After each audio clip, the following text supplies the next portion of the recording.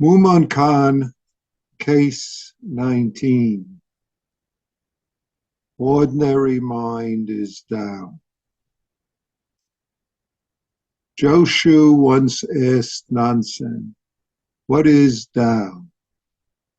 Nansen answered, "Ordinary mind is Tao." "Then should we direct ourselves towards it or not?" asked Joshu. "If you try to direct yourself towards it, you go away from it." Joshu continued, "If we do not try, how can we know that it is Tao?" Nansen replied, "Tao does not belong to knowing or not knowing. Knowing is illusion, not knowing is blankness. If you really attain to Tao of no doubt, it is like the great void, so vast and boundless. How then can there be right or wrong in the Tao?" At these words, Joshu was suddenly awakened.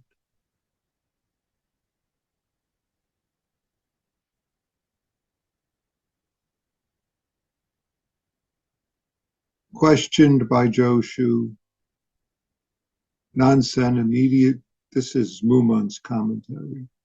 Questioned by Joshu, Nansen immediately shows that the tile is disintegrating, the ice is dissolving, and no communication whatsoever is possible. Even though Joshu may be awakened, he can truly get it only after studying for 30 more years. Mumon's poem. Hundreds of flowers in spring, the moon in autumn, the cool breeze in summer, the snow in winter. If there is no vain cloud in your mind, for you it is a good season.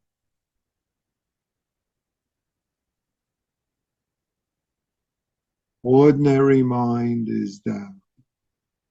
Could also translate it in English as ordinary mind is the way.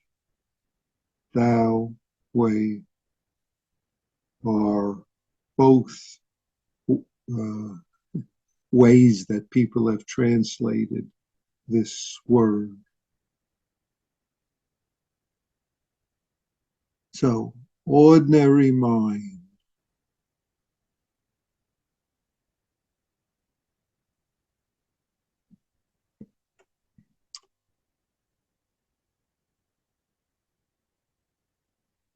This Tao is actually the way with a capital W, you could say. The way. The word is used in various different places in China, Japan, and other parts of East Asia to describe the way of the universe, the way of, and they use it in various art, kendo, way of the sword. There's the way of calligraphy, the way. In China, the word Tao, which of course comes from Taoist tradition, is used to translate the word Buddha or Bodhi, or even words sometimes like truth or the ultimate.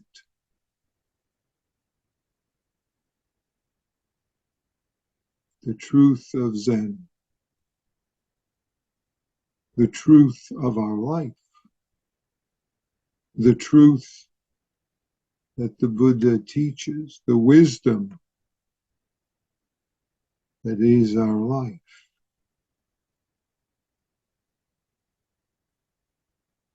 Ordinary mind is the way. So when Joshu is asking, what is Tao? What is the way? Nansen answered, ordinary mind is the way. That would have been enough for this case. Nothing more needed if Joshu had, so to speak, gotten it.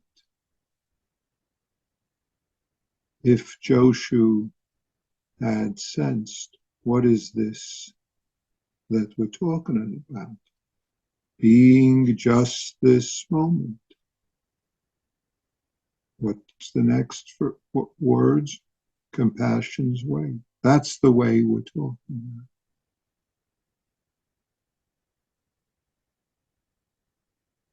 Could just say, being just this moment, the way. Unfortunately, we think it's something else. Much less we tend to think it's a way of doing things. So what's the way I can get to Champagne? You take this road, you go here, here, here. What's the way to get better? You take this medicine, you take this, you do that. What's the way I could be at peace?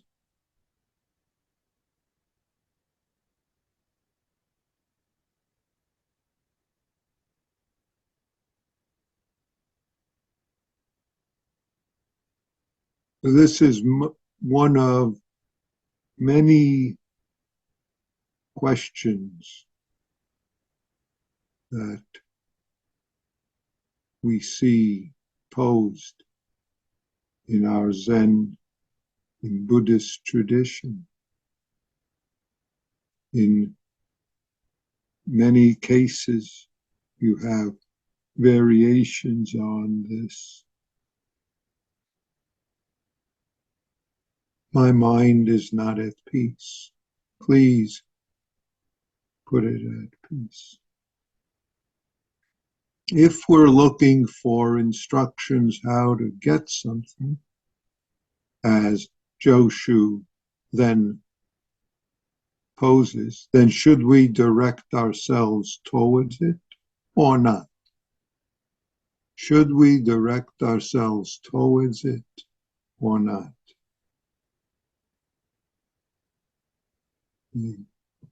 Notice how he's understanding it as something else to get to.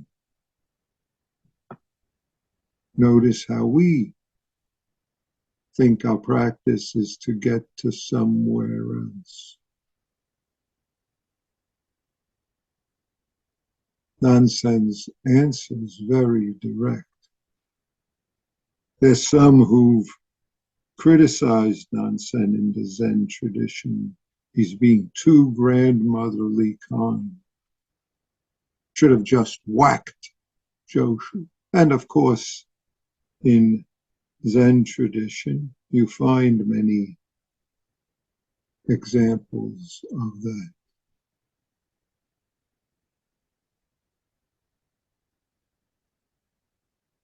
In fact, what is Buddha? Mind is Buddha, says Mahatsu. Of course, at another time, what is Buddha, which is not different than what is Tao, even though it's different. Mahatsu also says, not mind, not Buddha.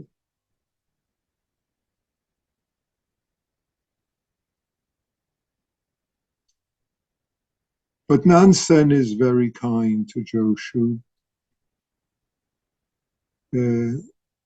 he says, if you try to direct yourself towards it, you go away from it.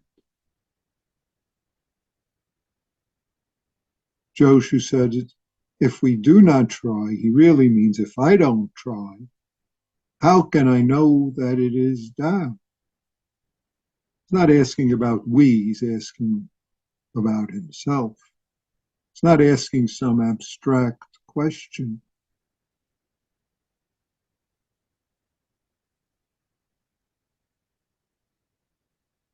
Nansen replied, Tao is not, well, there's different ways to translate it into English.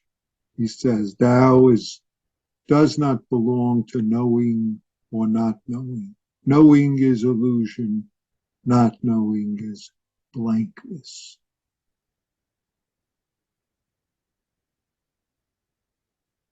Yeah.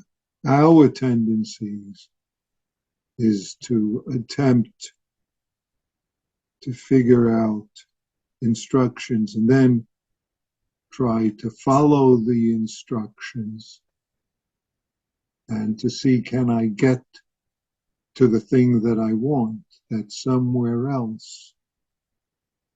Notice that when we say caught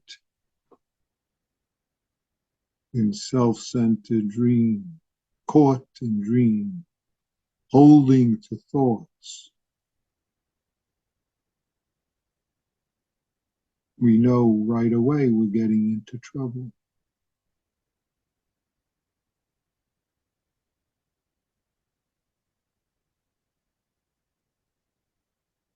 Not knowing is blankness, is blank consciousness. Some people translate that.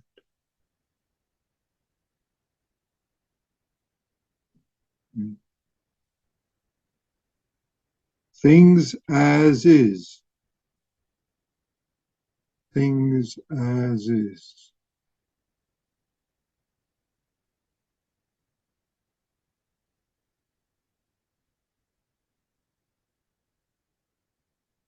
Of course, if we are aiming for something called the Tao that we need to direct ourselves toward, then we get to all sorts of complaints about what is and isn't, what did I get?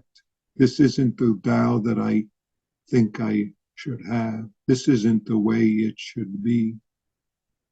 And we very much know how that works.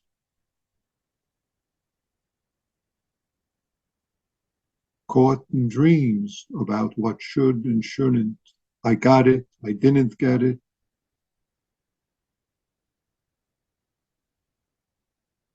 We put the Tao in one hand and then our ideas about what it should be, what Bodhi, and we compare. Oh, do these two look alike? Do they not? Our dreaming thoughts and knowledge blinds us to this moment as is. See? Is spring the way it's supposed to be? The flowers came too early. It's not yet spring. How come they're out there? Oh, it's too windy now. Oh, there's too much snow. I'm not supposed to have windy like this in the spring. Oh, this must mean it's still winter, or it's not winter, or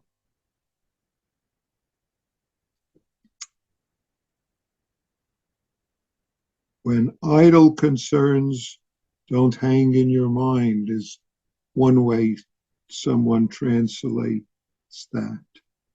A little more explanatory. If there is no vain cloud in your mind, more poetic, but in a way, for some of us, idle concerns might be more useful to point us to exactly where and how holding to self-centered thoughts. Then if idle concerns called self-centered thoughts blind us. Spring isn't good, autumn's not good, summer's not good, winter's not good. Right now is not good. Life as is, so I need to get somewhere else, something else. Then we miss our very life.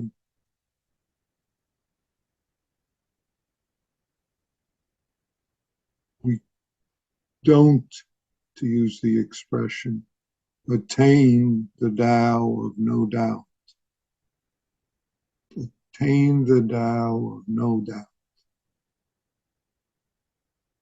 Don't have to add the no doubts, but we could say if you truly reach the genuine Tao, says another translation, the doubt that is the Tao, the Tao that is not something that we doubt.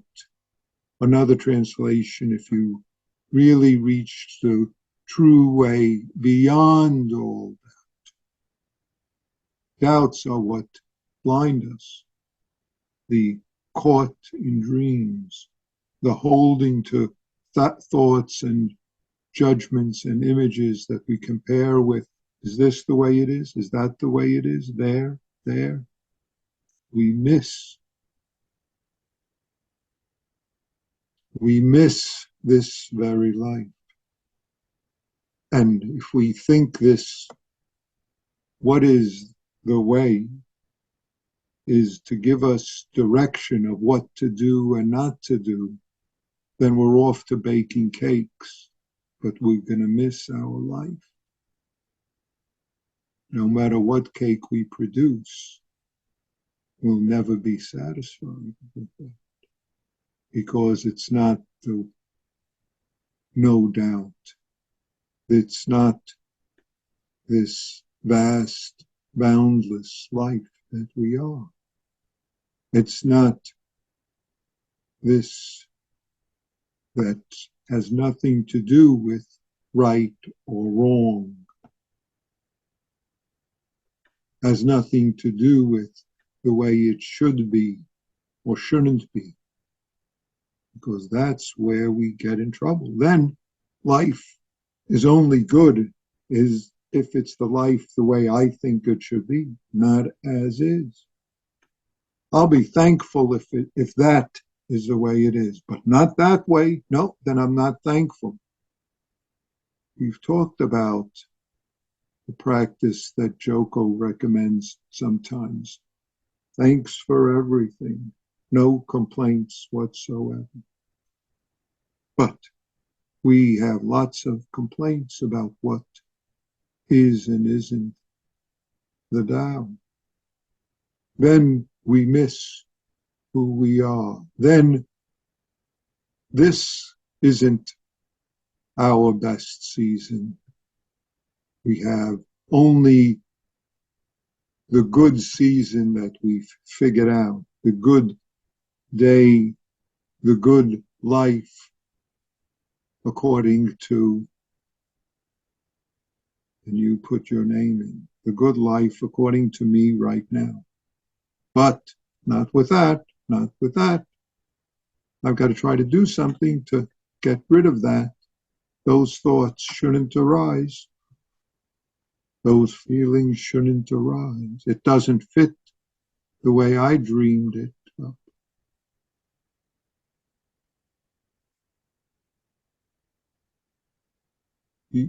Vast and boundless as the great empty firmament. Wow. Big fancy words.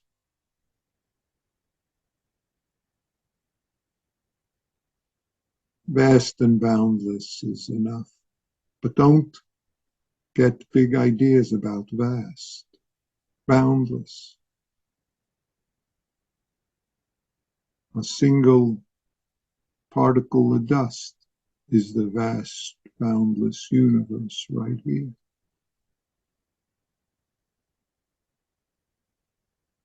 Then it's the disintegrating tile and the dissolved ice right here.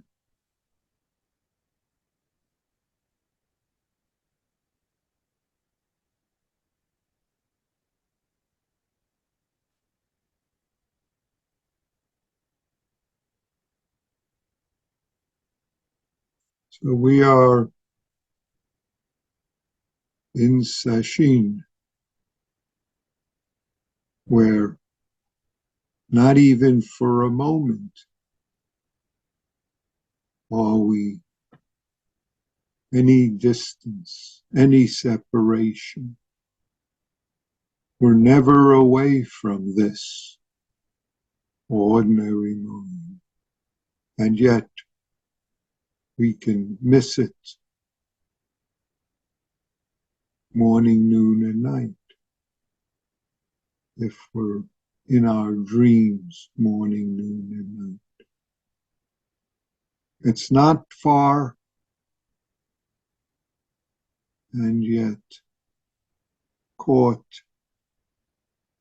then this mind is not okay.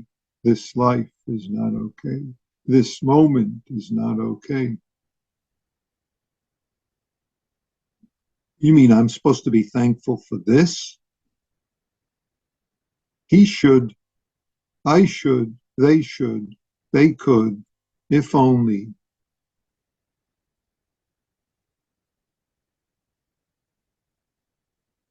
The more we strive for something else, the more we miss right now, here, we miss it.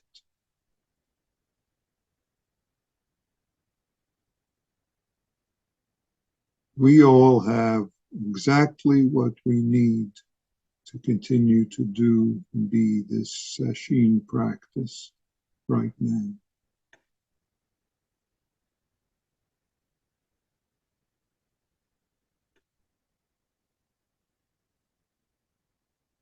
And it needs your effort. So you're not blinded by what you think you know, what you believe you know, nor by what you believe you don't know.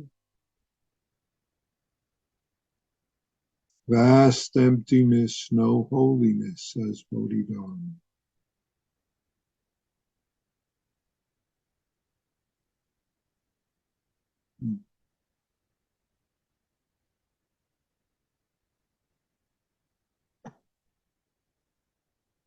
Some of you are aware that next month I'm going to Japan for a celebration of Master Keizan, Keizan Joken. Keizan Zenji was the fourth ancestor from Dogen, Eihei Dogen, Koen Eju, Tetsugikai, Keizan Joken. And he was the founder of what's now Sojiji. So there's going to be some special ceremonies. Japanese have a tradition of every 100 years, every 50 years, to celebrate both Keizan Zenji's and Dogen Zenji's life, activities, as well as other masters.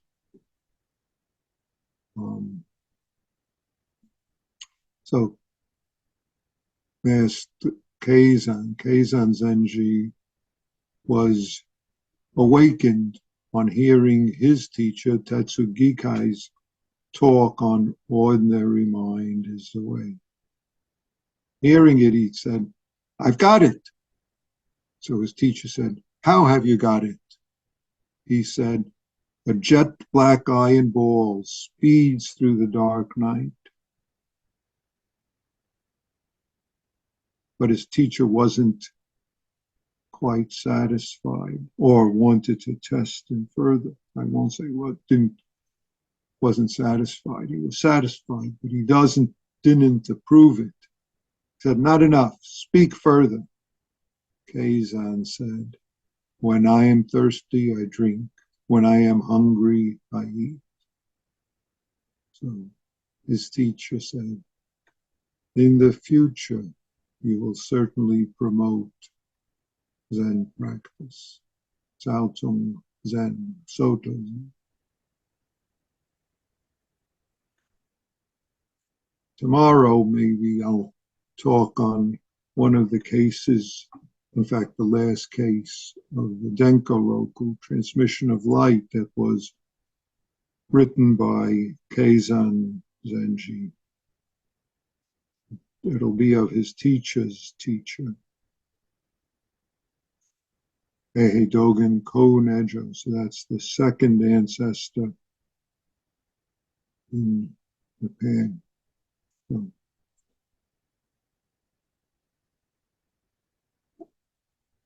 thank you.